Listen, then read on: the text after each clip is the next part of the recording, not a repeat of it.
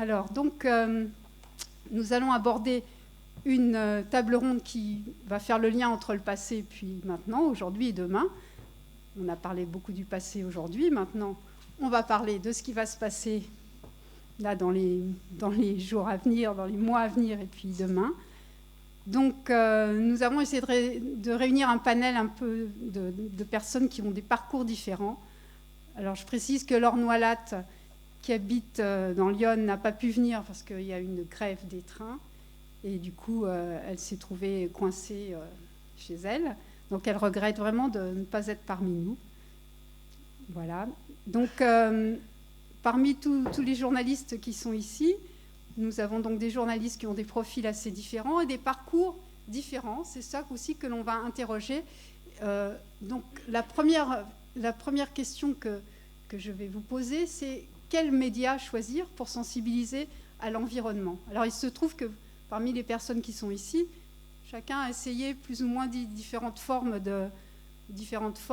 soit d'écriture, de l'écriture dans la presse, presse papier, Internet, des films, vous avez le web, vous avez chacun eu des parcours un petit peu différents. Et je trouve que c'est intéressant de se poser la question de quels médias choisir pour sensibiliser à la cause écologique, surtout à une époque où on est complètement submergé d'informations. C'est l'infobésité qui nous pressure dans ces petits appareils. On a des news qui nous arrivent toutes les minutes. Est-ce qu'il faut prendre du recul? Voilà, comment il faut faire pour informer? Quels médias choisir? On peut faire dans l'ordre. Thomas, voilà, Thomas, donc d'abord travailler Ouais, vas-y, présente-toi. Bonjour, moi c'est Thomas Bleusville. Moi ça fait 12 ans que du coup je travaille comme journaliste, toujours dans la presse écrite. Je pense que ma spécificité c'est d'avoir travaillé dans la presse pro, presse spécialisée. Donc j'ai jamais écrit pour le grand public. À part la COP21, je ne parlerai jamais des sommets internationaux, je ne parle pas de Greta Thunberg, mais par contre je me plonge dans les amendements du projet de loi de finances, par exemple, pour cette semaine. Du coup, la question de la sensibilisation, c'est vrai. Moi, je m'adresse à des gens qui sont déjà qui travaillent dans le secteur de l'environnement, soit dans les entreprises, soit dans les collectivités en général. Donc, qui sont a priori en général déjà un peu sensibilisés, qui ne sont pas forcément écolos pour autant, parce que c'est un autre sujet. Donc voilà pour me présenter. Donc, tu t'es intéressé au web aussi. Je me suis intéressé aussi du papier au web, peut-être tu peux nous dire. Moi, quand j'ai commencé du coup à travailler j'ai fait les deux au final, mais quand j'ai commencé à travailler dans les médias, il y avait déjà la crise écologique. On en parlait déjà depuis des années. Il y avait déjà la crise du web. Moi, quand je suis arrivé, on parlait, la question qu'il y avait dans la rédaction, c'était est-ce que le web va remplacer le papier? C'était déjà ça l'ambiance à l'époque. Et ce qui m'avait frappé, c'était une forme de déni. Deux dénis en fait. Il y avait un peu le même déni vis-à-vis des enjeux écologiques et vis-à-vis du web. C'est-à-dire que dans les rédactions où moi j'étais, il y avait une difficulté à prendre la mesure de l'ampleur de la crise écologique. Mais de la même façon, il y avait une forme de déni de qu'est-ce qu'allait changer le web. Les seules questions qu'on pouvait avoir, c'était les débats se résumaient à est-ce que les journalistes du papier peuvent travailler sur le web? Est-ce qu'il faut faire une rédaction web et une rédaction papier? Ou est-ce qu'il faut mélanger les deux? C'était tout juste ce qu'on arrivait à évoquer, quoi. Et du coup, moi, ce qui m'a frappé, c'est que ça a mis en valeur un peu un mode de fonctionnement des médias qui était finalement, dans la presse, en tout cas presse écrite, assez centralisé, assez cloisonné, qui me semble poser problème aussi pour traiter les enjeux environnementaux. D'avoir une rédaction web, une rédaction... D'avoir un fonctionnement qui est vraiment très centré autour de la rédaction à Paris, avec un processus où des bouclages, des rubriquages, etc., qui laissent de fait peu de place pour aller voir ce qui se passe dans les territoires, pour croiser les disciplines, qui sont typiquement des sujets qui, moi, me semblent importants pour traiter la question écologique et sensibiliser vraiment à la question. Adeline? Alors, c'est moi. D'accord. Alors, bonjour à toutes et à tous. Alors, moi, j'ai commencé à travailler comme journaliste en 2004, après des études d'abord en agronomie tropicale et puis ensuite en journalisme scientifique. Alors logiquement, avec ce parcours étudiant et ma fibre écolo, j'ai d'abord écrit des articles dans le domaine de l'agriculture biologique. Alors un peu pour la presse professionnelle, pour un journal qui s'appelait Du sol à la table, et puis pour la presse grand public, zut, j'ai un trou de mémoire, Le Nouveau Consommateur, voilà. Voilà, bon, première année de journalisme sans réseau, sans forcément les codes du journalisme, bon, c'était pas forcément simple. Donc après, j'ai trouvé un travail dans une association, mais qui s'intéressait énormément à l'environnement aussi. Donc c'était l'ARTAC, une association présidée par un cancérologue qui voilà, défendait l'idée que la plupart des cancers, 80% des cancers, selon lui, étaient liés à la pollution de l'environnement. Donc voilà, pendant 5 ans, finalement, je me suis retirée un peu du journalisme parce que je continuais quand même à écrire des articles.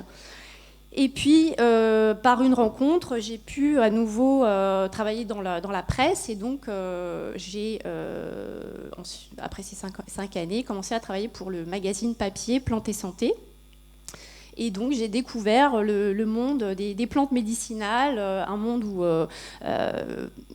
plein de changements, plein d'évolutions, parce que aujourd'hui, c'est vraiment rentré dans les mœurs, la phytothérapie, l'aromathérapie. Bon, il y a 10 ans, c'était pas le début, mais voilà, c'était pas aussi énorme qu'aujourd'hui. Donc j'ai découvert ce domaine très prisé par le public, en lien avec des ressources naturelles, et donc j'ai eu à cœur de pointer le fait que ce n'était pas forcément cohérent toujours, parce que se soigner avec des produits naturels, ce n'est pas forcément toujours écologique, hein, loin de là. Donc dans mes articles, ça a été plutôt de présenter, d'aiguiller les lectrices, les lecteurs, de montrer qu'il pouvait y avoir des filières très peu écologiques dans le domaine des produits de phytothérapie. Ces personnes n'étaient pas forcément, n'allaient pas forcément vers ces médecines naturelles dans un souci écologique. Ça peut être des fois des motivations juste très personnelles. Donc j'ai pu parler dans ce journal de permaculture, d'agroforesterie. Aujourd'hui, j'ai une petite rubrique zéro déchet. Voilà, donc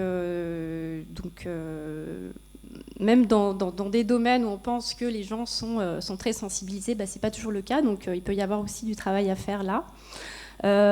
Donc j'ai aussi découvert un sujet vraiment passionnant qui est très présent aujourd'hui, c'est l'herboristerie, la défense de ce métier, qui peut être d'ailleurs un peu la réponse, parce que si ce métier renaissait, ça permettrait aux gens d'être aiguillés justement vers des produits plus respectueux de la ressource. J'ai bientôt terminé mes 5 minutes. Oui, mais tu pourrais peut-être aussi parler puisqu'on parle un peu du média, ouais. Tu as aussi une expérience en radio, je crois. Voilà, depuis... Donc est-ce que ça change quelque chose ? Est-ce qu'il y a des formats spécifiques ? Alors je suis sur une web radio qui s'appelle Radio Médecine Douce et qui est complètement libre. Donc oui, là effectivement, on peut dire beaucoup plus de choses. Ouais. Sans avoir, avec moins de... c'est vrai que dans un magazine spécialisé où il y a un fonctionnement on cherche la rentabilité, on veut quand même plaire aux lecteurs, donc aux lectrices, aux lecteurs, donc il peut y avoir plus de barrières que dans une web radio. Et puis la radio, c'est un média où la parole de l'invité est 100% retranscrite, contrairement à la presse papier, quoi. Donc pour moi, c'est ça la différence. Voilà. Et puis récemment, je me suis pas mal penchée sur Instagram, réseau social que je ne connaissais pas. En fait, j'y suis venue parce que j'ai dû écrire un livre. Alors, on m'avait dit, c'est un livre qui s'adresse aux personnes de 25-35 ans. Donc, je me suis dit, je vais regarder les tendances, entre guillemets. Et donc, j'ai découvert ce réseau social où finalement, il y a ce qu'on appelle des influenceuses, des influenceurs qui parlent d'écologie dans leur story ils prétendent faire des reportages. Donc voilà, ça c'est intéressant de voir aussi cette mutation qu'il y a actuellement. Est-ce qu'on pourrait... Tu peux peut-être expliquer Instagram, moi je ne connais pas très bien, Ouais. mais c'est des formats courts avec des photos. Alors oui, non, il y a de la vidéo en fait, hein, et comme je dis, vraiment des personnes qui veulent agir pour le climat, pour l'environnement, font des vidéos et font des stories, même en direct, appellent ça des reportages. Donc c'est très intéressant à observer comme phénomène en fait, à se questionner peut-être, est-ce un support vers lequel il faut se diriger ou pas, voilà. Ok, donc c'est encore ouvert, on pourra en reparler peut-être plus tard. Anne-Sophie, alors Anne-Sophie a fait beaucoup de choses et elle a écrit un livre, mais avant de parler peut-être du livre et du film, parle-nous plutôt de ton parcours et puis on reviendra après sur ce que tu as découvert au travers de ton enquête pour le livre, peut-être dans un second temps, une fois qu'Hervé aura parlé. Oui, bonjour à toutes et à tous. Merci, je n'avais pas vu. Il marche, ça va, merci beaucoup. Oui, moi, mon parcours, je suis économiste de formation. Et avant de devenir journaliste à plein temps, je suis passée par le web en sortant de ma thèse. Je savais que je voulais être journaliste, mais je ne pensais pas que j'allais y venir aussi vite.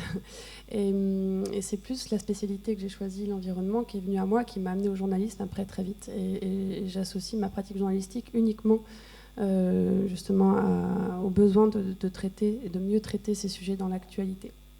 Donc c'est un peu mon fil conducteur. Donc j'ai commencé par des blogs. Quand je faisais ma thèse, je faisais ma thèse la journée et les blogs la nuit pour parler d'écologie, à une période en 2006 où on n'en parlait pas encore beaucoup. Je trouve qu'il y a eu un basculement moi, avec le Grenelle. Et après, j'ai commencé à piger pour Le Monde, pour des supports plus spécialisés comme Kaizen, Oui Demain. J'ai aussi fait un peu de radio avec RFI, C'est pas du vent, et Anne-Cécile Bras. J'ai travaillé pour Ushuaïa TV, j'ai été rédactrice en chef pour une émission de Public Sénat qui s'appelle Terre à Terre. Et j'ai aussi été pendant 4 ans au comité de rédaction du 1 avec Éric Fotorino. Et donc j'ai fait du papier, du web, enfin, pas mal de petites choses. Tu peux peut-être nous parler de Place to Be. Ah oui. À mon avis, tu as dû bondir quand tu as entendu tout à l'heure Claude-Marie Vadreau qui parlait du journaliste solitaire, parce que si j'ai bien suivi, c'était un peu l'antithèse de ça, ton initiative. Place to Be est né de l'expérience que j'avais eue, notamment avec Laure Noala durant la COP15 en 2009. On s'était retrouvés dans un lieu qui s'appelait le Fresh Air Center, qui était un café qui avait été privatisé, pour accueillir les activistes type Naomi Klein ou Georges Monbiot du Guardian, avec toutes les têtes de réseau, de Greenpeace, toutes les ONG. Et tous les soirs, l'ONU était là aussi, les fondations de l'ONU, et Google. C'était le début de Twitter, je m'en souviens. Enfin, bref. Et tous les soirs, ils faisaient un débrief des négociations pour un public d'activistes en ligne. C'était un peu l'antichambre, le off de comment relayer tout ce qui se passe en ligne. Et donc, en 2014, j'ai eu l'idée de reproduire un espace similaire qu'on a appelé Place to Be. On avait trouvé en fait une auberge de jeunesse associée à un énorme sport bar rue de Dunkerque à Paris. Et le Place to Be, c'était le B de blogueurs, de Y a pas de planète B, du Bourget, du RERB. Enfin, c'était un peu le jeu de mots et du lieu où il fallait être. Et on a accueilli pendant 15 jours plus de 800 personnes qui sont venues résider sur place et 15 000 personnes qui sont venues passer et qui en journée pouvaient assister à des conférences. Le soir, il y avait ce fameux débriefing pendant 2 heures en live avec Anne-Cécile Bras qui était en direct du Bourget, qui nous parlait un petit peu de ce qu'elle observait. Et puis on avait fait venir plein d'intervenants, 300 intervenants du monde entier, qu'ils soient artistes, journalistes, graphistes. Voilà, c'était une grosse aventure, mais qui était pour moi... l'idée de créer un lieu, en fait. Le média aussi, c'était le lieu. C'était un médium qui permettait de faire une caisse de résonance et d'échanger sur des pratiques avec un public international, avec 65 nationalités différentes. Donc c'était, oui, une belle expérience. Tu as raison de le mentionner. Voilà. On va passer la parole à Hervé Kempf, donc rédacteur en chef du site d'information Reporter, qui a d'abord une version papier et qui est maintenant une version Internet. Donc Hervé, je te donne la parole. Il faut appuyer sur quel bouton? Ah bon? Ça fait une sonnerie, c'est rigolo. Bonjour. Il faut dire ce qu'on fait en fait. Donc, je suis journaliste depuis assez longtemps, alors ça risque d'être fastidieux parce que je suis un petit peu plus vieux que mes camarades. Mais en 2 mots, j'ai démarré par de la radio, ensuite Science et Vie Micro. Au bout de quelques années, j'en ai eu un petit peu assez. J'ai voulu changer, même si ça me passionnait, les débuts de la micro-informatique. Et donc j'ai créé Reporter en 1989, sur papier, le magazine de l'environnement, le mensuel. On s'est arrêté au bout d'1 an. Et puis après, j'ai été pigiste pour Libération, pour Science et Vie, pour Alter Echo, pour pas mal de boulot, pas mal de journaux, comme tous les pigistes. Et puis ensuite, je suis entré à Courrier International, où je me suis occupé des rubriques écologie et sciences et technologies. Et ensuite, je suis entré à La Recherche, un peu pour les mêmes domaines. Et ensuite, je suis entré au Monde en 1998, où je suis resté 13 ans, je crois. Enfin 15 ans, puisque je suis parti en 2013, après un épisode assez pénible, et Le Monde, qui à l'époque n'était plus un journal libre, m'avait censuré sur Notre-Dame-des-Landes. Et tout de suite, j'ai rebondi sur Reporter, que j'avais recréé sur Internet en 2007. Et en fait, c'est important de signaler, avant de dire 3 mots de Reporter, que finalement, c'était créé au début pour accompagner un livre qui était « Comment les riches détruisent la planète », qui est paru en 2007 et qui montrait l'articulation entre la crise sociale et la crise écologique, ou entre la crise écologique et la crise sociale. C'est-à-dire qu'on ne pouvait pas penser, et on ne le peut toujours pas d'ailleurs à mon sens, on ne peut pas penser la crise écologique si on ne s'interroge pas sur les mécanismes de répartition des richesses et de répartition des pouvoirs au sein d'une société, en l'occurrence la nôtre. Et puis en fait, on a commencé à professionnaliser Reporter en 2013. On est parti de rien. Enfin, il y avait vraiment... il y avait mon Pôle emploi, en fait, mes indemnités de Pôle emploi. Et puis petit à petit, on a grandi. Et maintenant, alors on a toujours été un média en accès libre, sans publicité, sans actionnaire, et avec une logique professionnelle, ce qui est aussi important de souligner. C'est-à-dire qu'on travaille avec des journalistes qui sont payés. C'est une des caractéristiques de base du journaliste, c'est qu'on fait un travail de production d'information et on le fait en étant payé.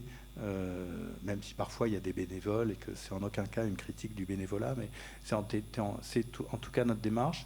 Et donc maintenant ça a bien progressé, puisque Reporter maintenant c'est plus de 26 000 visiteurs uniques quotidiens, c'est 28 000 abonnés à la lettre hebdo, et puis c'est une équipe de 10 personnes en CDI. On essaye aussi d'être cohérent par rapport à ce qu'on dit, donc il y a le moins de précarité possible, donc des contrats à durée indéterminée, dont 7 journalistes. Et on vit maintenant, 2019, à 88-90% des dons des lectrices et des lecteurs, et sans publicité, en accès libre, puisqu'on considère que l'information est un bien commun. Écoutez, ça marche, puisque pour l'instant, nos finances sont assez saines. Voilà ce que je peux dire. Ok. Et est-ce que dans tous ces médias, vous avez l'impression d'être libre d'exprimer ce que vous voulez?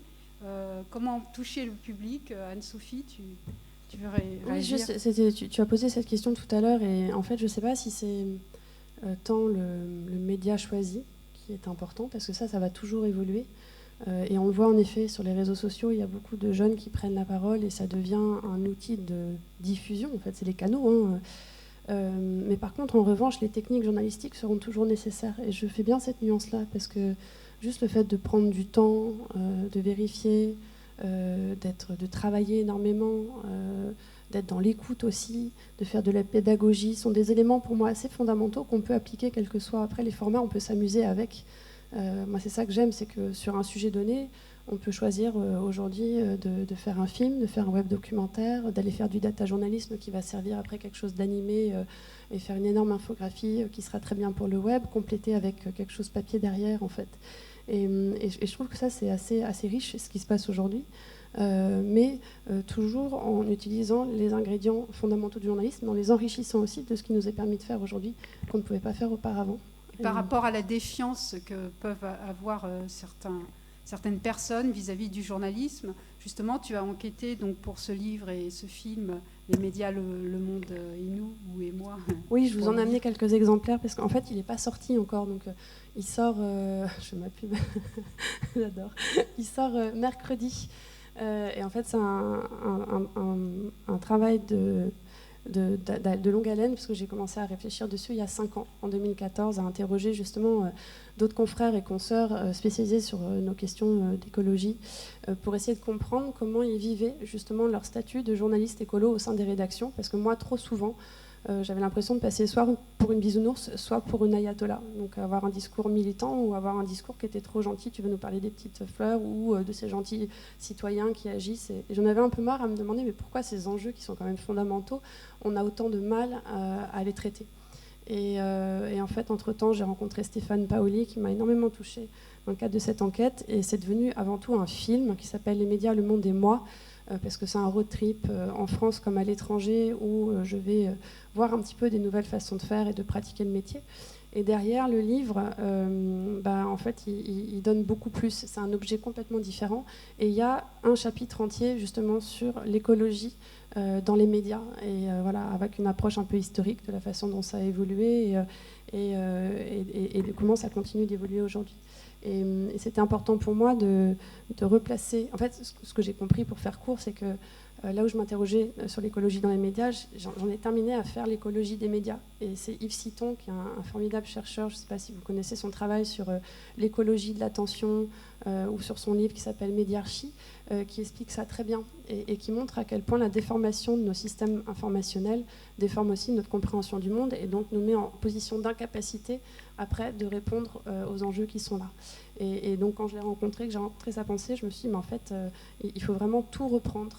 Et c'est pour ça qu'aujourd'hui c'est important de dire qu'on a besoin de rédaction, de médias engagés. Ça ne veut pas dire militant, ça veut juste dire qu'on réaffirme des valeurs, qu'on va justement, pour contrer la défiance, retravailler la conversation, le pacte de confiance. Et quand on voit par exemple un positionnement comme le Guardian, qu'on a été rencontré dans le cadre du film et après avec lesquels, ce que fait Katharine Wiener est juste formidable. Elle a pris la suite d'Alan Rusbridger qui s'était déjà beaucoup engagé au moment de la COP21. Et là, ils sont certifiés Bicorp, ils ont changé l'usage de certains termes pour parler de l'urgence écologique plutôt que du changement climatique. Enfin, ils ont, voilà, pour moi, ils sont assez visionnaires. J'ai l'impression que c'est le média qui est rentré enfin dans le XXIe siècle à comprendre. Et ils ont aussi fait évoluer leur modèle économique. Ils ont cassé le système d'abonnement. Ils font un peu comme Reporter, avec un petit bloc en bas de chaque article pour dire voilà comment nous fonctionnons et comment vous pouvez nous aider.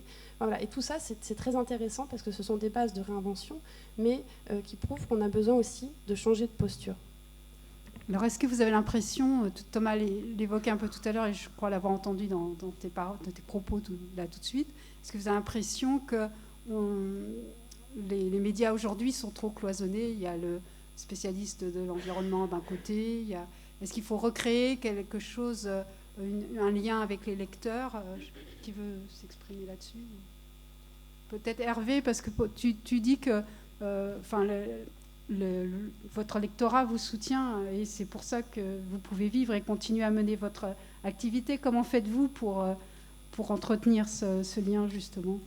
Je crois que le problème des médias en ce moment, c'est pas tellement est-ce que c'est cloisonné ou pas, c'est que la majorité des grands médias sont possédés par des oligarques, des milliardaires de télécom, de l'armement, de banques, et qui n'ont pas pour objet la qualité de l'information, éventuellement de gagner de l'argent avec de l'information, ce qui en soi n'est pas critiquable, mais qui ont de tout autres objectifs. Donc le problème fondamental, et là j'invente rien, j'espère que je ne vous apprends rien ce soir, à Acrimed, Arrêt sur Image, Le Monde Diplo, on fait depuis des années plein de boulot là-dessus, Julia Cagé, c'est que le problème fondamental du journalisme en ce moment, c'est qu'il est domestiqué par le fait que les médias appartiennent à des grands milliardaires et à des intérêts économiques qui non seulement poursuivent essentiellement leur politique d'influence et de fabriquer l'opinion publique, et par ailleurs qui ont un désintérêt pour l'écologie fondamental évident, parce que si on fait vraiment une politique écologique, on va contre la croissance, on va contre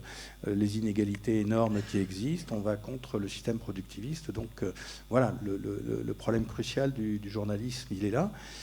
En ce moment, on parle du début du XXIe siècle, en tout cas en France. Je ne connais plus assez les autres pays pour avoir c'est pas fondamentalement différent. Et la deuxième chose, pour répondre plus directement à tes questions, c'est que quand les médias... Je pense que le public est intelligent, en fait. Il sait très bien déceler si on est libre ou pas. Et il y a une première chose qu'apprécie le public, peut-être même avant la pertinence ou la qualité de l'information, je ne sais pas, mais en tout cas, la question de la liberté et de l'indépendance est absolument cruciale. Et je pense que de plus en plus de médias, maintenant, en fait, si Reporter marche bien, mais Mediapart marche bien, mais Arrêt sur Image sort bien, The Guardian, je crois, a trouvé un modèle économique qui est effectivement assez bien équilibré dans un contexte de la presse papier qui se casse la figure en Angleterre comme partout ailleurs. Donc voilà, donc établir une relation de liberté et d'indépendance qui est claire par rapport au lecteur. Puis après, c'est quand même la qualité de l'information, c'est-à-dire qu'il faut être précis, et je ne peux qu'adhérer avec ce que disait Anne-Sophie tout à l'heure, c'est qu'il y a un enjeu quel que soit ce qu'on peut penser, il y a un savoir-faire journalistique, un souci de vérification, d'attrayant, de pertinence qui est essentiel, et là aussi, il faut l'appliquer. Mais pour pouvoir bien le faire, il faut je déteste le terme de modèle économique, mais une économie qui le permette. Et c'est ça la difficulté dans laquelle on est. C'est-à-dire, trop souvent, soit on est libre, mais on n'a pas les moyens de faire du journalisme précis, de qualité, ou soit on est domestiqué, aliéné au sens propre du terme, où on a des moyens, mais pour faire ce qu'on vous dit de faire. Ok. Comme on est dans une assemblée où il y a des journalistes, des citoyens impliqués, peut-être que certains d'entre vous ont envie de poser des questions ou de réagir. Donc on doit avoir un micro là qui peut se balader.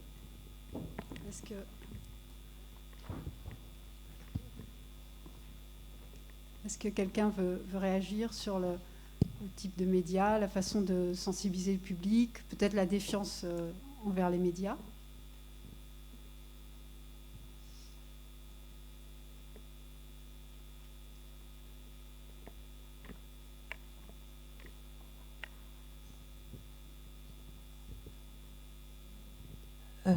Alors moi, je voulais réagir à ce qui vient d'être dit. Et c'est vrai quand même, parce que je travaille dans un média qui est donc possédé par un milliardaire et qui possède donc des télécoms, Patrick Drahi. Libération, on voilà, redit. Libération, oui. Qui appartient à Patrick Drahi et SFR. Et je trouve ça dommage en même temps de véhiculer, même ici, cette image de... Parce que, enfin, moi je peux le dire au quotidien et je parle que de ma rédaction, on n'est pas influencé par notre... dirigeant qui n'est pas dirigeant, mais notre propriétaire, peut-être parce qu'il s'en fout de nous, parce qu'on ne rapporte pas beaucoup d'argent, il en perd beaucoup. Mais j'ai pas l'impression, et même quand j'en parle avec des amis qui sont journalistes, qu'il y ait vraiment, je sais que c'est le cas dans certains médias, mais que cette image de parce qu'on est possédé par quelqu'un qui a de l'argent et qui essaie de faire de l'argent avec les médias qu'il considère comme un produit, ça veut dire qu'on ne peut pas faire notre travail de manière indépendante. Et j'ai l'impression que c'est cette idée qui existe beaucoup dans la population aujourd'hui parce qu'il y a une méconnaissance aussi de notre métier. Je trouve ça dommage de la véhiculer de manière peut-être systématique. Et je pense que c'est encore possible de faire notre travail de manière indépendante et que c'est peut-être d'autres facteurs qui vont jouer sur les choix qui vont être faits, qui vont peut-être pousser certains médias à traiter l'information pas de manière juste. Qui peut être le fait qu'on va avoir l'impression que le public désire des choses ou désire entendre des choses qui ne sont pas forcément, ce qui n'est pas forcément le cas et que ce n'est pas forcément une influence par le dessus. Je ne sais pas si je suis claire. Okay. On va prendre deux ou trois réactions, questions, puis si les intervenants veulent réagir. Oui, bonjour Anne Tesna, je suis journaliste, je travaille à la fois pour un média économique... Un peu plus fort s'il vous plaît. Oui, je travaille à la fois pour un média économique qui s'appelle Challenge et ça fait une dizaine d'années que je travaille sur le climat et notamment le suivi des COP. Ouais, je vais essayer de parler plus fort. Là, vous m'entendez ? Oui. Ça va ? Je voudrais appuyer ce que vient de dire Aude, parce que je crois qu'il y avait sans doute beaucoup plus d'indifférence que de volonté d'influencer les rédactions. D'autre part, je pense qu'il y a une vraie question sur la façon dont on regarde les systèmes économiques actuels, puisque quand on parle de transition énergétique, il s'agit bien de convaincre les acteurs économiques en place de muter. Et là, il y a plusieurs façons de les convaincre. Il y a une façon radicale, il y a une façon accusatoire, il y a une façon je vais dire d'évangélisation, il y a une façon de faire adhérer. Et je pense que c'est hyper important dans cette période où les scientifiques nous disent qu'on on n'a que 10 ans pour créer une bascule extrêmement importante. Je pense qu'il faut beaucoup plus faire en sorte de rassembler un maximum d'acteurs que de les désigner comme je dirais, les suppôts du mal qui vont empêcher de bouger. Voilà, moi c'est ma conviction personnelle et je voulais la partager avec vous. Ok.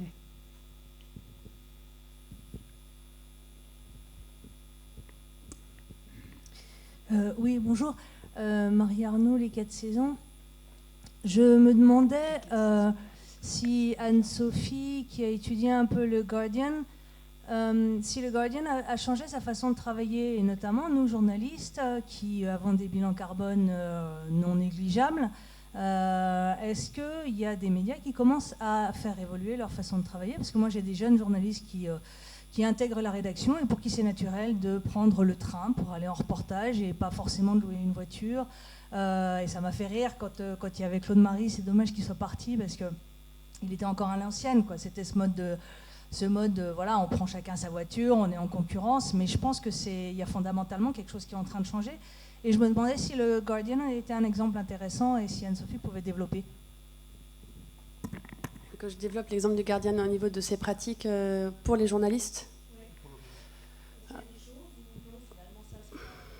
Comme ils sont certifiés B Corp, ils essayent d'atteindre la neutralité carbone pour 2030. Alors B Corp, c'est une certification en fait qui labellise un certain nombre d'engagements. C'est un peu comme ce qu'on appelait avant la RSE, mais de manière plus poussée, certifié. Tu rentres dans un réseau et du coup, et c'est le premier média à être certifié B Corp. Voilà, donc c'est pas spécifique aux médias, mais les organisations qui rentrent ont quand même à respecter un certain nombre de choses. Ce qui est intéressant au niveau du Guardian, c'est qu'ils ne le font pas que... En fait, ils ont déjà fait bouger leur ligne éditoriale, ce que je trouvais assez intéressant, et maintenant ils en viennent à faire changer l'ensemble de la politique du groupe, en fait l'institution même, média. Et le fait que le média soit exemplaire est pour moi très important. Parce que le public dont on parlait tout à l'heure a toujours la sensation, enfin moi dans tous les témoignages que j'ai eus, que les journalistes sont là pour leur donner la leçon, pour pointer du doigt ce qui ne va pas, mais sans jamais se remettre en cause eux-mêmes. Et notre média qui est un petit peu comme ça, c'est aussi The Correspondent aux Pays-Bas, qui vient de se lancer aussi en langue anglaise avec The Correspondent. Ils l'expliquent très bien. Ils disent, nous on a pu faire des enquêtes sur les logiciels libres, du coup on a changé nos pratiques en interne. Et en fait, toutes les enquêtes qu'on peut faire, si on en tire des conclusions et qui peuvent nous changer fondamentalement et qu'on peut adopter et aller dans ce sens, on le fera. Et moi, je trouve ça plutôt intéressant. Alors pour l'instant, en France, depuis longtemps, il y a des politiques RSE au sein de TF1, au sein de France TV, il y a des choses qui se font, c'est pas qu'il n'y a rien. En même temps, on a vu par exemple Nagui se faire assassiner sur les réseaux sociaux parce qu'il donnait des leçons d'écologie mardi soir et qu'en fait il prend l'avion régulièrement pour aller voir des matchs de foot pendant la Coupe du Monde. Oui, c'était peut-être la façon dont ils ont pris le sujet qui était un peu... On pourra en reparler parce que je suis intéressée d'échanger là-dessus parce que c'était bizarre. Mais voilà, on prend encore le sujet par le petit bout de la lorgnette, par le côté citoyen. Et en fait, c'est là où l'éditorial doit être beaucoup plus fort. Je pense que France TV actuellement, si on doit parler d'eux, commence à tâtonner, mais... en fait, c'est tout. Enfin, voilà, c'est la vision même, la grille de lecture avec laquelle il faut regarder les choses. En fait, faut oser aborder la complexité. Je pense qu'aujourd'hui, le public est prêt à ça, et c'est pas pour rien qu'on va regarder des chaînes YouTube où il y a des interviews d'1h30 où on va aborder. Voilà, il y a une appétence pour ça, et trop souvent, je parle de la presse qu'on dit mainstream. Il y a eu peut-être un peu cette peur de dire là, le public, il est un peu voilà, ça va lui faire peur, ça va être trop anxiogène. Et sur nos sujets, le climat, souvent, c'était un retour qu'on avait. Ah non, il ne faut surtout pas en parler, c'est trop anxiogène. Donc là, j'ai l'impression que les choses changent quand même depuis un an. Donc il faut espérer de continuer, de ne pas lâcher maintenant, mais il faut que ça aille encore un peu plus loin. Ça m'amène un peu à la deuxième partie de ce débat. Je voulais interroger les intervenants, puis aussi la salle, sur l'urgence écologique. On sait que l'IBES nous a appris que près d'1 million d'espèces étaient menacées de disparition. Certains scientifiques français qui ont travaillé sur la modélisation du climat ont évoqué un scénario du pire qui pourrait nous conduire à plus 7 degrés de réchauffement. Enfin, bon, on a des nouvelles comme ça qui sont assez alarmantes. Donc, est-ce que le fait qu'on soit dans une urgence écologique, est-ce que ça change votre approche dans ce que vous voulez dire? Est-ce que vous le dites autrement? On a vu que, par exemple, le Guardian a réfléchi à la sémantique, hein, par exemple en parlant d'urgence, employant des termes comme urgence climatique plutôt que réchauffement climatique. Eux, ils ont réfléchi à la sémantique. Je voulais vous poser la question un peu à tous. Thomas, tu veux... Moi, j'ai un peu l'impression de toujours avoir entendu parler de cette urgence écologique depuis que je suis journaliste. Peut-être qu'on en parle plus dans le grand public, donc c'est peut-être ça qui fait cette impression-là. Mais l'effet que ça me fait, moi, c'est que ça pointe d'autant plus les contradictions de notre société, et que c'est ça qu'en tant que journaliste, on doit aller décrypter et essayer de comprendre. Avant, quand il y avait les gens du nucléaire d'un côté et les petites entreprises gentilles des énergies renouvelables de l'autre, c'était assez simple. Maintenant que tous les grands groupes des énergies rachètent les petites entreprises des énergies renouvelables, commencer à parler des énergies renouvelables, ça devient beaucoup plus compliqué à décrypter. Et je pense que ça met tout ça en tension, l'urgence, parce qu'il faut très vite faire des changements radicaux. On n'a jamais un acteur qui est tout blanc ou tout noir. On est toujours en train de naviguer dans des zones de gris. Et c'est surtout que ça change plus qu'un climat oui, au niveau de la pratique, quand on a Yves Cochet qui nous dit que notre civilisation peut s'effondrer dans 10 ou 15 ans, là on se dit, faut peut-être... l'urgence devient encore plus urgente. Non, je sais pas, c'est une question. Mais... Est-ce que ça nous interroge, nous, sur notre pratique? Je sais pas. Ça a le mérite de contextualiser. Yves Cochet, c'est un exemple, mais après, il y a d'autres exemples. Moi, je préfère me référer à ce que la France a inscrit des choses dans sa loi. Donc, se fixer des objectifs de réduction d'émissions de gaz à effet de serre, de baisse des consommations. Plus on en parle et plus c'est anxiogène, plus on se fixe des objectifs contraignants. Et moi, en tant que journaliste, ça me donne un cadre pour mettre de la perspective ou pour recontextualiser des sujets du quotidien. C'est ça, éventuellement, que ça va changer. Mais... Nadine, tu voulais intervenir, je crois. Allô ? Oui, alors moi, dans ma pratique, évidemment, tout simplement refuser des voyages de presse en avion sur une journée, ou même sur un délai même plus long qu'une journée, mais et puis le dire en fait. Ça m'est arrivé de dire à des gens qui m'invitaient, non, je ne viendrai pas. C'est pas possible aujourd'hui avec tout ce qu'on sait. Et bon, je sais pas si c'est utile de le dire, mais en tout cas voilà, ça c'est dans ma pratique. Et puis ce que tu disais sur cette urgence qui devient encore plus urgente, moi ça m'a amené à proposer aux médias Doctissimo, donc un web média, de faire un sujet sur comment parler d'effondrement aux enfants. Alors au final, mon article s'est appelé Comment rassurer les enfants sur les rumeurs de fin du monde. Voilà, le titre a été un petit peu édulcoré, mais bon, j'ai pu quand même dire les choses. Alors ce qui est marrant pour l'anecdote, c'est que au début, j'ai essayé de trouver un expert intéressant sur le sujet. Donc j'ai repéré un psychiatre, Dr Christian Navarre, responsable de la cellule d'urgence médico-psychologique de Haute-Normandie. Donc je l'ai appelé, je lui ai parlé de mon sujet et puis très gentiment, il m'a dit non, je ne veux pas parler de ça. C'est justement lui, il trouvait que c'était des rumeurs, que c'était exagéré, il voulait pas se positionner là-dessus. Et puis bon, moi, en douceur, je lui ai dit, écoutez, en tout cas, il y a des enfants qui posent des questions à leurs parents. Parce qu'ils voient aux infos, ils entendent aussi même leurs copains, leurs copines qui leur en parlent. Donc il y a quand même un problème. Et vous, en tant que psychiatre spécialiste des traumatismes, en fait, suite à des accidents ou autres, qu'est-ce que vous répondriez? Donc il n'a pas voulu répondre, mais il m'a rappelé une demi-heure après en me disant, bon allez, on y va, je suis d'accord, c'est OK. Et puis alors, avant de venir, donc j'ai relu mon article, et puis ce qui est marrant, c'est que je me suis dit finalement, peut-être que les réponses qu'il m'a apportées, ça peut s'adresser en fait à tout le monde. Comment parler, comment rassurer les enfants, comment rassurer les adultes. Alors parce que justement, c'est ça l'idée que ce psychiatre m'a amené, c'est que en fait, faut pas cacher les choses parce que le psychotraumatisme vient de la surprise. Donc, en fait, ce serait une erreur de se dire non, faut pas paniquer, ça va être pire, ça va créer des mouvements qui seraient négatifs. Non, en fait, c'est pire. Hein, ça s'appelle en termes médicaux la sidération. Voilà, on a un choc, on est sidéré, on ne sait pas quoi faire. Donc voilà, il faut parler des choses. Alors lui parlait de rassurer avec bienveillance. Donc aux enfants, ça voulait dire parler avec eux des solutions, les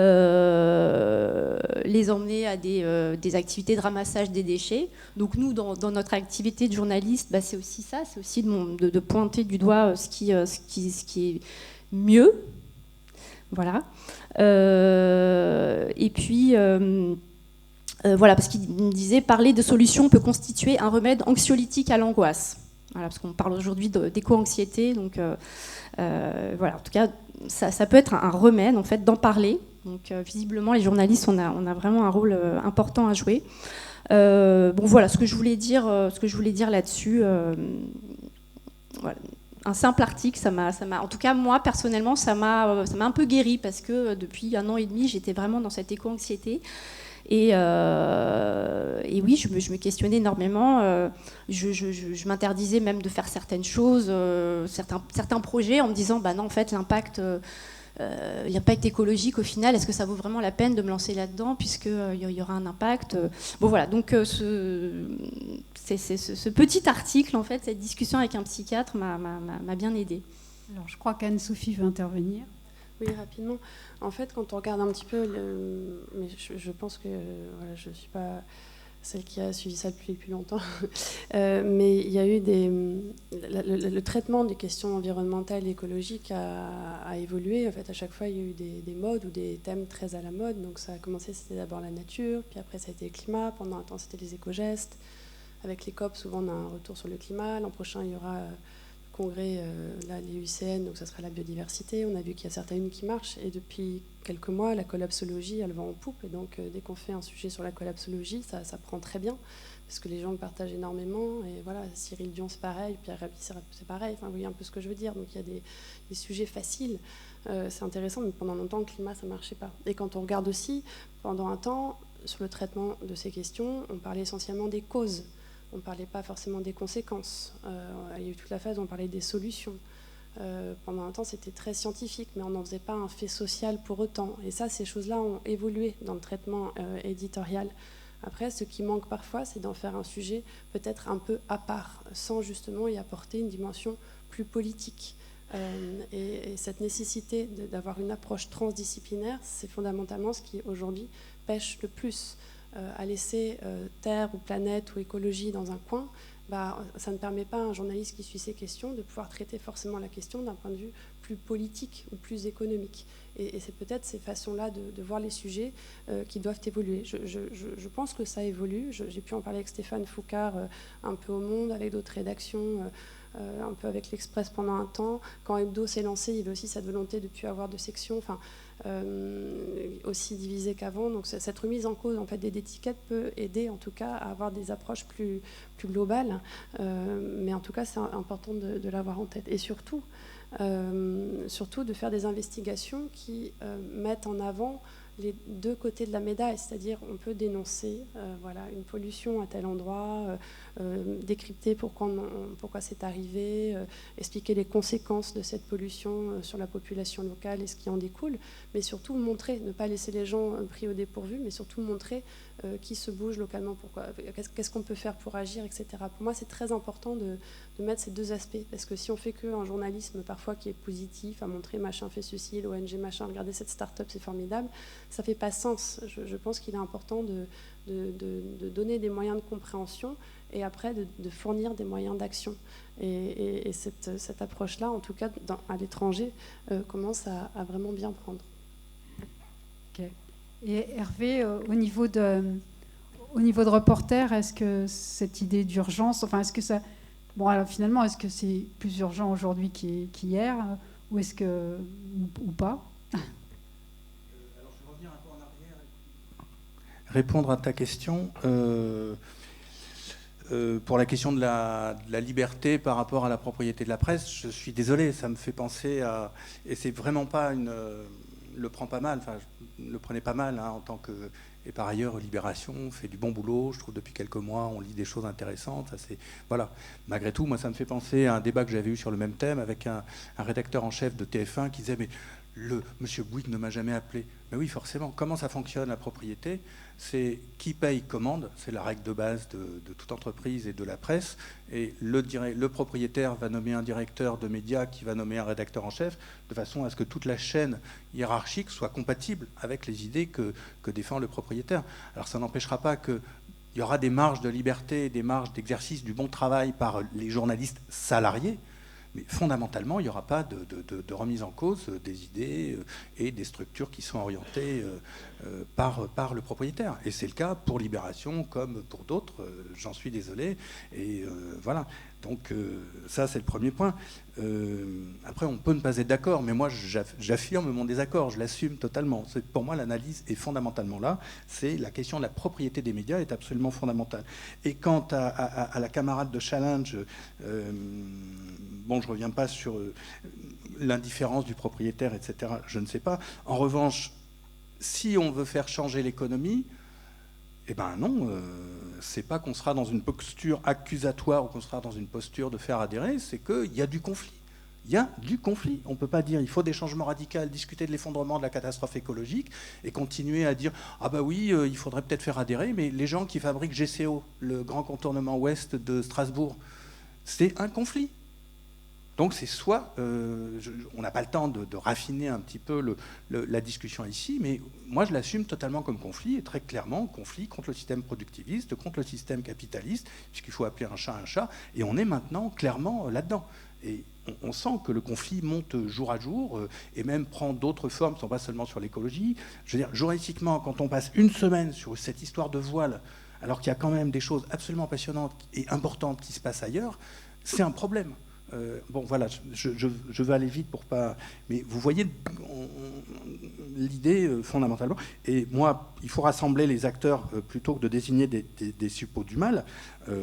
Non, moi, je pense qu'il ne faut pas rassembler des acteurs. On est en état de conflit. La question écologique, comme la question sociale en général, est maintenant devenue absolument conflictuelle. Et donc, on ne va pas rassembler les très riches, on ne va pas rassembler les fabricants d'autoroutes, on ne va pas rassembler les gens qui continuent à fabriquer du pétrole ou à extraire du pétrole. On est là dans le conflit, il faut l'assumer.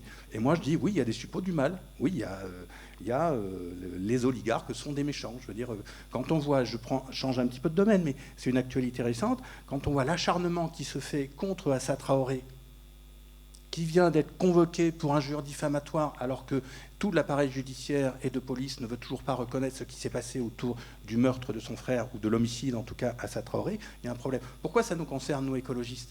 Parce que depuis Rémi Fraisse, depuis ce qui s'est passé sur la ZAD, depuis un certain nombre de choses, on s'est rendu compte qu'il y avait une continuité entre la répression générale qui peut s'exercer d'abord à l'égard de banlieues, de quartiers populaires auxquels nous, classe moyenne, petits bourgeois, on ne faisait pas très attention, et peu à peu on voit l'appareil de répression et de soutien du capitalisme qui s'oriente de plus en plus vers les classes populaires, les gilets jaunes, vers les quartiers populaires, etc. Donc voilà, je vais très vite, mais pour vous dire que moi j'hésite pas à dire, j'emploierai pas le terme des suppôts du mal, mais je dis très clairement, par exemple, les riches ou les dominants sont méchants. Voilà, je l'assume et je vais un petit peu rapidement là-dessus.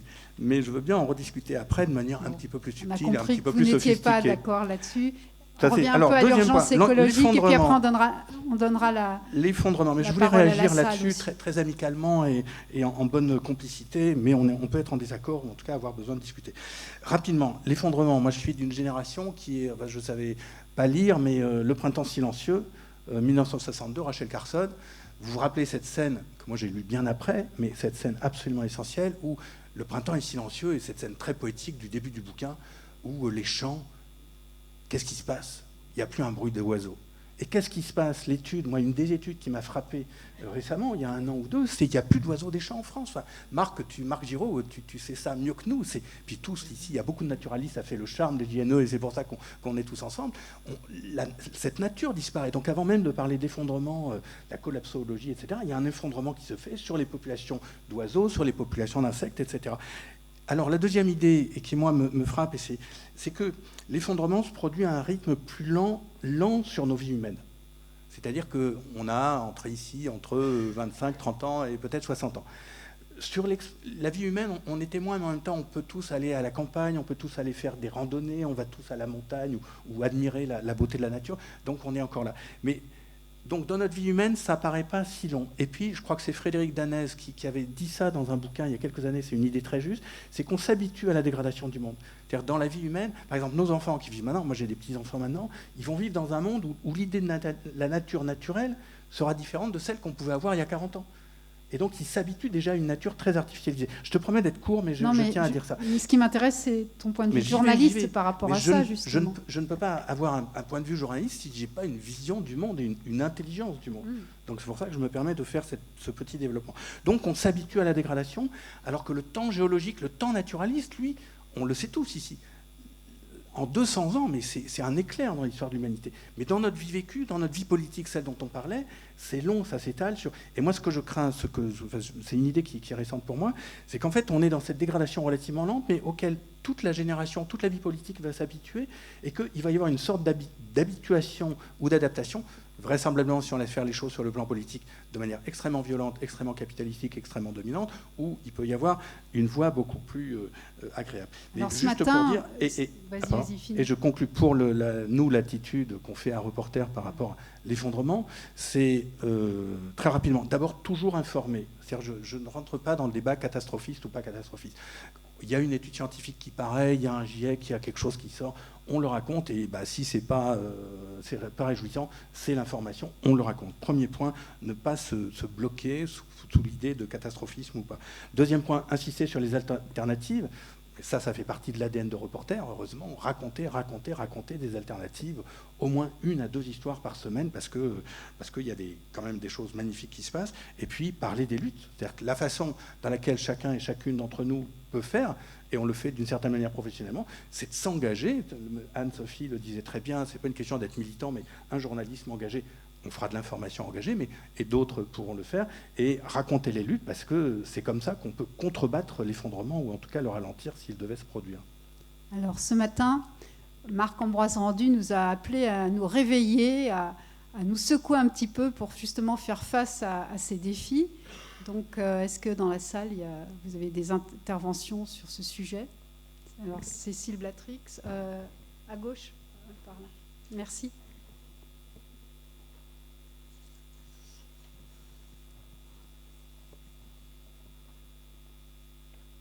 Oui, donc effectivement, ce matin, Marc-Ambroise Rendu nous a fait son diagnostic de l'inertie du monde politique, de quelque chose, un retournement qui était en train de se passer du côté médiatique, et qui disait quelque chose d'un retournement dans l'opinion publique, et qui serait lié à l'effet GIEC. Bon, pour le résumer. Il nous a aussi parlé de l'inertie des journalistes. Il n'a pas été tendre et des JNE. Un retournement de ce point de vue-là. Donc moi, ce que j'aurais aimé, et ça s'adresse autant à celles et ceux qui sont à la tribune que dans la salle, c'est d'expliciter la théorie du changement social qu'il y a derrière votre réflexion sur le rôle des JNE et le rôle des médias, puisqu'effectivement, on peut avoir le sentiment qu'il y a l'idée qu'en changeant le traitement médiatique des enjeux écologiques, donc en décloisonnant, en mettant plus de pluridisciplinarité, etc., on va changer le monde. On va peut-être influencer les politiques, je ne sais pas. Autant la théorie du changement social d'Hervé Kempf, je la comprends, elle est très cohérente, et je suis assez en affinité avec cette lecture, même si je n'adhérerai pas à tous les termes. Autant je ne vois pas de manière explicite la vision que vous avez de comment le journaliste... Donc une théorie du changement social, ça veut dire qu'on a aussi une analyse de qui décide, qui a le pouvoir. Il y a effectivement des rapports de force, des intérêts en présence, des inégalités. Et ça, j'ai l'impression, mais vous allez me dire, et je ne suis pas sûre que vous soyez tous du même avis, bien entendu, il y a une approche un peu cognitiviste du monde. L'impression que ça peut donner, c'est une impression, c'est qu'on est au pays des idées, et que c'est avec les idées, les mots, les discours, le choix des bons termes et du bon traitement journalistique que je ne sais pas ce qui va se passer au juste, je ne sais pas si la cible c'est les petits gestes de chacun, mais j'aimerais que vous puissiez vous exprimer là-dessus. Alors, est-ce que quelqu'un d'autre veut réagir? Donc Thierry Salentin. Oui, Thierry Salentin. Rapidement, en 1967, au lycée, je crée un club nature en 3e. Et j'ai toujours continué le militantisme écologique depuis. Et tout de suite, là, je voudrais dire que ce qui est différent par rapport à tous les livres qui sont parus depuis 1945 sur l'alerte écologique, donc 1945, La planète au pillage de Fairfield Osborne, après il y a un livre de Roger Haim vers 1952, 1965, Jean Dorst, etc., etc. Mais à cette époque-là, ça n'a pas fait la une des ventes. Et là, pour moi, ce qui est différent, c'est que je viens d'apprendre il y a 3 jours à la FNAC que le livre d'Yves Cochet sur l'effondrement, il est numéro 2 des ventes. Et le numéro 3 des ventes, c'est le livre de l'économiste Piketty. Donc voilà, maintenant, les gens, quand il y a un livre absolument effrayant qui dit que l'effondrement est probable avant 2030, eh ben, les gens se jettent sur ce genre de livre. Et c'est peut-être ça qui est nouveau. Et maintenant, quand j'entends quelqu'un qui parle de la revue Challenge, il se trouve que moi, maintenant, je suis dans un groupe qui est classé écolo-radical qui s'appelle Deep Green Resistance. Et à Deep Green Resistance, on se jette au moins une fois par an sur un numéro spécial de Challenge parce que ça nous fait la liste de nos ennemis. Et nous sommes très contents d'avoir la liste des 500 plus riches du monde. Et à Deep Green Resistance, on se répartit en petits groupes pour dénicher l'adresse privée de ces 500 plus riches et d'en faire des cibles particulières. Et on diffuse sur Internet le code d'entrée de leur logement. Et on dit c'est pour leur offrir des fleurs. Et plus c'est affinité, bien sûr on pourrait comprendre d'autres choses. Mais effectivement, nous pensons que les riches détruisent la planète et que c'est absolument important de mettre le doigt sur là où ça fait mal. Voilà ce que je voulais dire. Ok. Je reviens un peu sur le thème. La question sur laquelle je voulais vous faire réagir, c'est sur l'urgence et la responsabilité du journaliste face à l'urgence. Donc, si vous pouvez aussi répondre à cette question. Merci Hervé pour ton intervention. J'ai l'impression que c'est un pavé dans la mare chez les JNE parce que jusqu'à maintenant, voilà, on naviguait discutait sur tel aspect de problèmes écologiques et là je pense que ça va nous inciter à faire vraiment une réflexion à l'intérieur des JNE aussi. Comment être acteur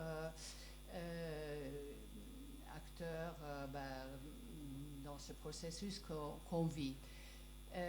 Alors, tu disais, entre autres, que le public est sensible à la liberté, à des organes de presse qui affichent une liberté par rapport aux oligarques, par rapport aux grands financeurs de la presse. Et une des signes visibles de ça, c'est que le mouvement écologiste se radicalise. Donc c'est des gens qui s'informent et qui voient que maintenant des petits gestes qu'on nous propose d'utiliser à la paille en plastique, des pailles en inox, etc. C'est très bien, hein, ça nous fait beaucoup de bien, je suis ça, mais que ça ne suffit plus. Ça ne suffit plus, ça arrange très bien des forces qui résistent, qui, on va dire, dirigent la classe politique et qui nous empêche de vraiment aller vers la réduction d'utilisation des énergies fossiles, etc., etc. Donc, ma question, oui, maintenant, ma question, donc pour les JNE, en tant qu'association des journalistes. Donc c'est une association qui regroupe plein de journalistes, je ne dirais pas tendance, mais des journalistes qui ont cette conviction, l'autre conviction, etc. Donc comment les JNE peuvent agir pour être acteurs dans cette nouvelle prise de conscience qu'on note. Alors, je note les questions. Bon, il nous reste quelque chose comme 5 minutes, donc on va pas résoudre ça en 5 minutes. Mais si vous avez des pistes, on peut les entendre. Moi, ce que je pense, je l'ai déjà dit tout à l'heure, c'est que ce débat que nous avons aujourd'hui, c'est la première pierre d'un édifice. Donc, on engrange des idées, et puis après, on en parlera dans d'autres... Enfin, on organisera d'autres événements pour approfondir. Mais là, on ne va pas résoudre tout. Voilà. Mais on a entendu la question. Est-ce qu'il y a d'autres réactions? Laurent, Christelle? Essayez de faire court, parce qu'il ne faut pas qu'on parte trop tard. Allô, oui, donc pour répondre un petit peu à ce qu'a dit Hervé Kempf, je crois qu'effectivement la question de la propriété des moyens de production est importante, et que toute situation d'oligopole est a priori nocive.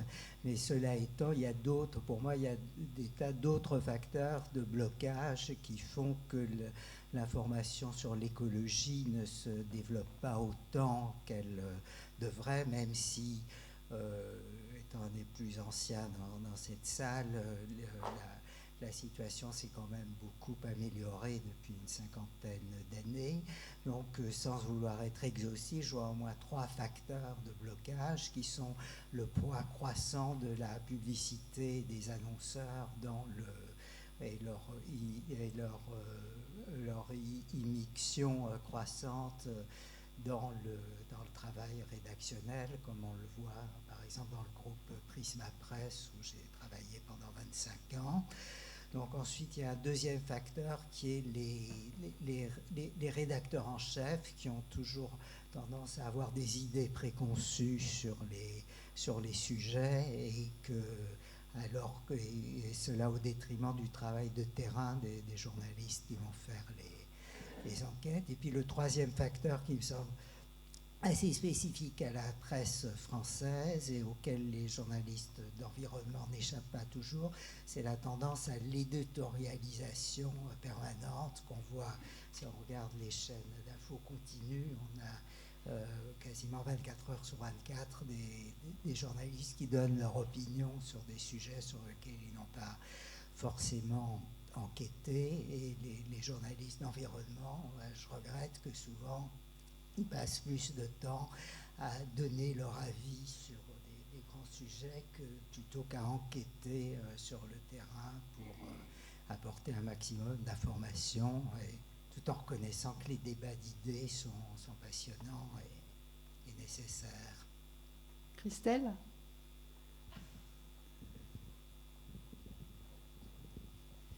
Oui, je voulais rebondir sur l'histoire de la transversalisation des choses. Le fait qu'effectivement, il y a... ça veut dire aussi la mort des JNE, c'est-à-dire qu'il n'y a plus de journalistes spécialisés, il faut que tout soit transversal. Les sujets écologiques sont des sujets économiques, sont des sujets politiques, sont des sujets sociaux, et qu'effectivement, ça veut dire derrière que les JNE ne servent plus à rien. Et je voulais aussi me réjouir, comme on peut un peu se réjouir du fait que des livres sur des sujets éminemment importants soient les premiers, ou deuxième ou troisième des ventes aujourd'hui. Et me réjouir aussi que mon voisin, en fait, qui est là, qui s'appelle Jérôme Bouvier, m'a annoncé en début de semaine que les Assises internationales du journalisme de Tours, l'année prochaine, en 2020, auraient pour thématique urgence climatique et responsabilité journalistique. Et donc je pense que tout ça, c'est quand même... ça veut dire que ces sujets-là, on s'est battus, et on est beaucoup sont encore plus vieux que moi, mais on est très très vieux, et on s'est battus depuis très longtemps pour que ces sujets-là aient pignon sur rue, et j'ai l'impression quand même qu'ils arrivent, sans oublier que effectivement c'est une bataille, et que c'est un conflit, et que c'est un système qui doit être retourné, changé, si on veut vraiment faire face et changer l'effondrement, enfin, pas atteindre l'effondrement qui arrive. Tu veux dire un petit mot ? Du coup, je suis surpris. D'abord, merci de m'accueillir. Vous dire qu'effectivement, dans les signes positifs, vous militez depuis 50 ans sur ces questions.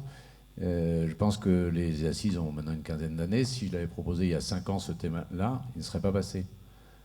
J'en suis à peu près persuadé parce qu'on était plus sur les questions auto-centrées, sur l'indépendance, la fiabilité de l'information, les fake news, enfin toutes les questions qui agitent la profession par ailleurs. Et là, j'étais très frappé du consensus qui s'est dégagé quasi immédiatement sur cette thématique que vous traitez là et de façon passionnante, avec toutes les tensions que ça suppose. Hein. Parce que aussi, tout d'un coup, il y a une prise de conscience dans les rédactions qu'on ne peut pas se contenter de continuer de traiter les sujets comme on les a traités jusqu'alors, et quel que soit le type de rédaction, qu'un directeur d'école disait, c'est la première fois... pour la première fois dans l'histoire de l'école, mes étudiants en journalisme se sont mis en grève. C'est la première fois que ça arrive en 40 ans, et c'était pour la journée pour le climat. Donc il y a des prises de conscience multiples, variées. Je ne sais pas quelle avancée ça permettra, mais pour répondre à la question de l'urgence, je pense que déjà le fait de partager le plus largement possible ces questions et de les mettre sur le devant de nos interrogations en matière de pratique, en matière d'entreprise aussi, hein, vous avez évoqué ces questions, il y a une responsabilité des entreprises de presse par rapport aux data, par rapport aux moyens de se déplacer, par rapport à la façon d'en parler, par rapport à l'organisation des rubricages. Le service Planète du Monde a été assez innovant, je trouve, de ce point de vue-là. Il y a 10 ans, ils ont été les premiers à se dire il faut un service transverse, il n'y a pas juste un journaliste environnement, et puis il prolonge ça. Donc il y a quand même pas mal de signes qui prouvent que ça peut avancer. Voilà, c'était simplement pour ne pas être sur une phase négative. Écoutez, je vois le temps qui court, donc je vous propose de clore ce débat. Rien n'empêche d'en discuter après dans les couloirs ou ce soir pour ceux qui viendront nous rejoindre ce soir. Merci à tous. On a fait couvrir. Tu veux dire quelque chose ? Vas-y. Juste, dans ce temps, on fait du papier, on est très heureux parce qu'on aime bien, donc on a fait un numéro sur le changement climatique, sur le défi mondial. Donc si vous voulez le prendre, vous êtes bienvenus. Il faut parler dans le micro. Il faut répéter. Voilà. Simplement, vous pouvez prendre ce numéro qu'on a fait, parce qu'on aime bien le papier de temps en temps, sur le dérèglement climatique, défi mondial, approche sociale. Et puis moi, je vous redis que nous avons donc le canard sauvage, donc il y a des exemplaires qui ont circulé ici, et il y en a aussi à l'entrée, donc n'hésitez pas. Il y a le canard sauvage des 50 ans, être journaliste, et hier, aujourd'hui, demain, être journaliste face à la crise écologique, et il y a le canard sauvage que nous avions fait il y a 10 ans, sur nos 40 ans, qui aussi donne un tour d'horizon de la presse écologique. Donc, et le livre d'Anne-Sophie, voilà, et le livre d'Anne-Sophie, et puis... Voilà, à très bientôt. Merci.